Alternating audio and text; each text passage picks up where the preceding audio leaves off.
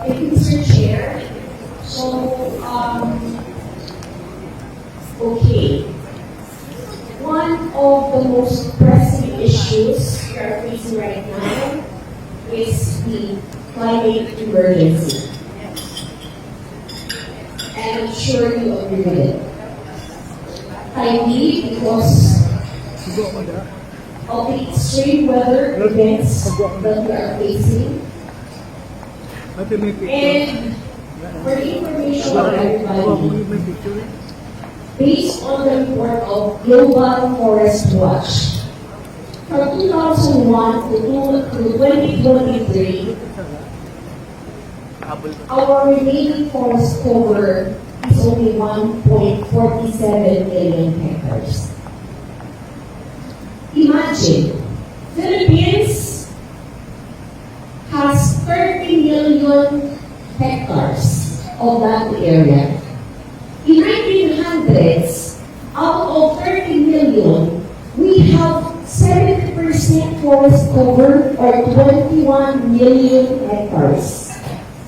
100 years after, ang 21 million natagpula sa 800,000 hectares.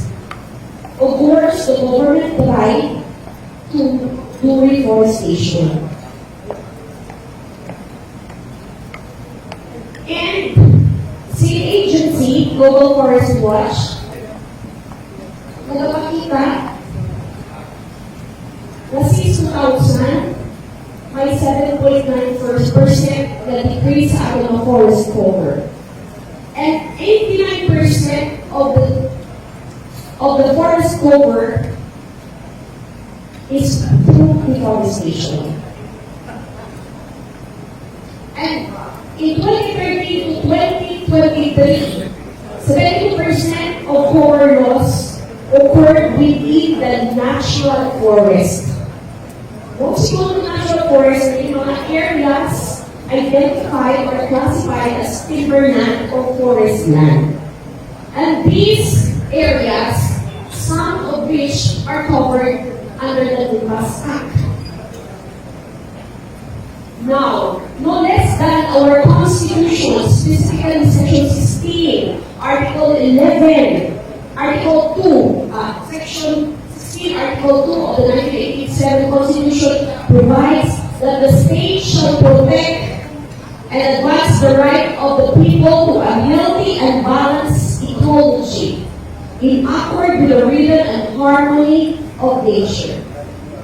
Now, with that forest cover, can we consider Philippines as an ecologically balanced country?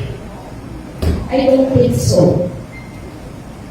For a community to be considered ecologically balanced, we must have at least 35% forest cover.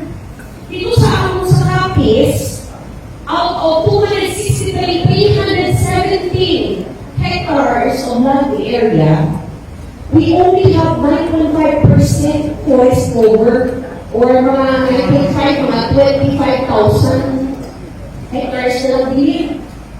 So masyado lang dyan imbalance. And the question is, ang konstitusyon na nahambal na trabaho niya sa Estado. Pero ano ginaobra sa atong Estado? Kung na ginaobra, is it enough?